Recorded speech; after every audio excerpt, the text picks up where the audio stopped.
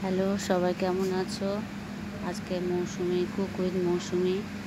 আমি মৌসুমি আবার চলে এসেছি আমার রান্নাঘরে। তো আজকে আমি বানিয়ে দেখাবো কাঁচকলার কোপ্তা। কলাগুলো কদিনই আনা ছিল, গরমের জন্যে গাটা হলুদ হয়ে গেছে, কিন্তু ভেতরটা দেখো একদম শক্ত আছে। আলু আর কাঁচকলা সিদ্ধ করে নিয়েছি। কিছুটা আলু তরকারি কোপ্তা করব, সেটার জন্য মাখিয়ে নেব। আর কিছুটা আলু রেখে দিয়েছি, যখন ঝোলটা করব তখন দুটো আলু দেব। আলু ছাড়া ভাল লাগবে না, আলু না দিলেও হয়। তো আমি প্রথমে ওগুলো প্রেসার কুকারে দিয়ে সিদ্ধ করে নিয়েছি। দুটো সিটি মারলে মোটামুটি কাঁচকলা সিদ্ধ হয়ে যায়। আলুগুলো 2 পিস করে নিয়েছিলাম, ভালো সিদ্ধ হয়ে গেছে। তো খোসাগুলো ছাড়িয়ে একটা থালাতে নিয়েছি। ওর সঙ্গে দুটো আলু নিয়েছি, কিন্তু যদি লাগে তাহলে মাখাবো। একটা আলু তো মাখাবোই অবশ্যই, তো আর একটা আলু রেখেছি, যদি লাগে তবেই মাখাবো। আমি প্রথমে নুন হলুদ দিয়ে দিলাম আর বেসন দিয়ে দিলাম।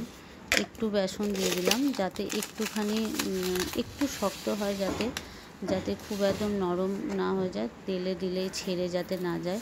কালো জিরে দিয়ে দিলাম, আর জিরে গুঁড়ো একটু দিয়েছি, আদা বাটা দিয়েছি, এই আর একটু লঙ্কা বাটা দেব, যাতে বড়াগুলো ভেতরটাও টেস্টি হয়।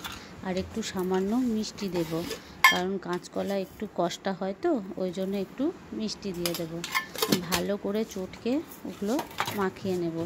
যদি মনে হয় খুব নরম হয়ে গেছে, তাহলে তোমরা একটু বেসন দিতে পারো, তবে বেশি বেসন দিও না, তাহলে বড়ার যে সফটনেসটা সেটা থাকবে না, শক্ত হয়ে যাবে। আমি দেখি মাখিয়ে, যদি শক্ত খুব নরম হয়ে যায় তাহলে ওই আলুটা দেব, আর না হলে আলুটা দেব না। আমি একটা বড় থালা ওই জন্য নিয়ে নিয়েছি মাখানোর জন্যে। ভালো করে ম্যাশ করে নেবে। ম্যাশ করার যে ইয়েটা হয়, ইউটেন্সিলসটা হয়, সেটা দিয়েও করতে পারো, আবার হাতেও করতে পারো। আমি করে নিয়েছি। এবারে বলের আকারে একটু হাতে তেল নিয়ে নিয়েছি, এরকম বলের মতো। একটুখানি কোপ্তা তো একটু গোল গোল হয়, সেই জন্য আমি একটু গোল গোল করে নিচ্ছি। একটু বড় বড় করেছি, কারণ বেশি ছোট করলে আবার গলে যাওয়ার চান্স থাকে, সেই জন্য একটু তেল গরম করে নিলাম। এবার ভালোই তেলটা গরম হয়েছে, গ্যাসটা কমিয়ে দিয়ে কোপ্তাগুলো ভাজতে দিয়ে দিলাম।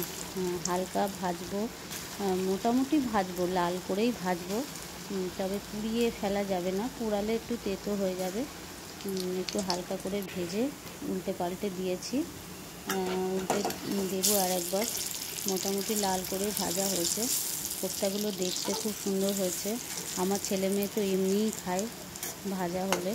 এটা যদি তোমরা পেঁয়াজ দিয়ে ঝিরিঝিরি করে পেঁয়াজ কেটে ভাজো, তাহলেও খুব সুন্দর লাগে খেতে, খারাপ লাগে না গরম ভাতের সঙ্গে। বা সন্ধ্যেবেলা স্ন্যাক্স হিসাবেও খেতে পারো কাঁচকলা কোপ্তা।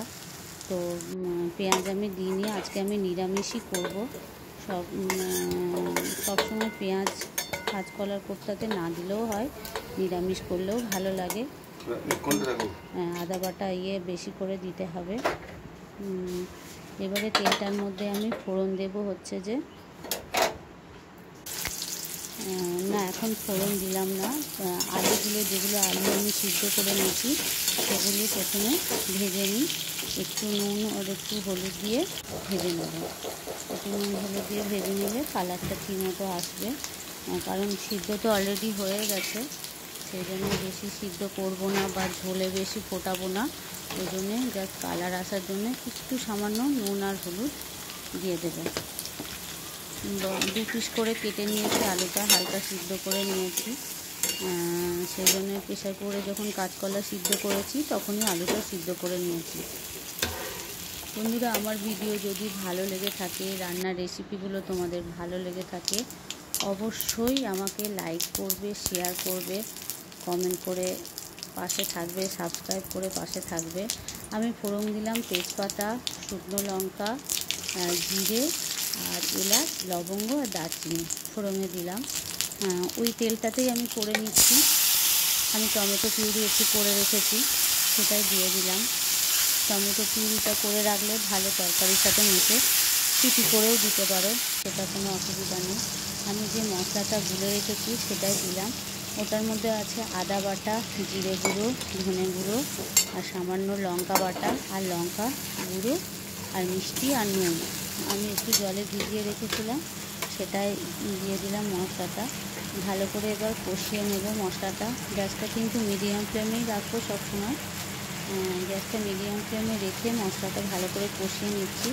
তারপর আলুটা দেবো। আলুটা যেহেতু আগেই ওই জন্য হলুদ নুন দিয়ে ভেজে নিয়েছি।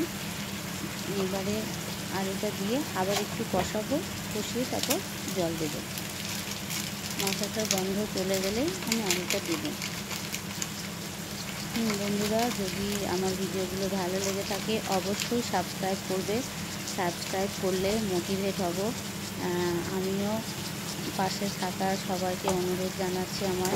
হ্যাঁ বন্ধুরা, আমি একটা নতুন জিনিস অ্যাড করলাম, সেটা হলো টাটকা মশলা। টাটকা মশলা দিলে একটু বেশ সাউথের যে তরকারি বা খাবার হয় তাদের যে স্মেলটা আসে সেটা একটু আসবে। আমি একটু টাটকা মশলা দিয়ে দিলাম, আলুগুলো দিয়ে দিলাম। এবার ওর সাথে ভালো করে কষিয়ে নেব। আলুগুলো ভালো করে কষা হয়ে গেলে একটু কাসুরি মেথি আর গরম মশলা দিয়ে দিচ্ছি। একটু গরম মশলা দিয়ে দিলাম, সামান্য একটু, বেশি নয়। যেহেতু ফোড়নে এলাচ দিয়েছি, এলাচ লবঙ্গ দারচিনি দিয়েছি, সেই জন্য সামান্য গরম মশলা দিলাম। টাটকা মশলা দিলে কিন্তু আলাদাই টেস্ট আসে, টাটকা মশলার স্মেলটাও খুব সুন্দর লাগে। আমি একটু কাসুরি মেথি দিয়ে দিলাম আলুটা কষানোর সময়।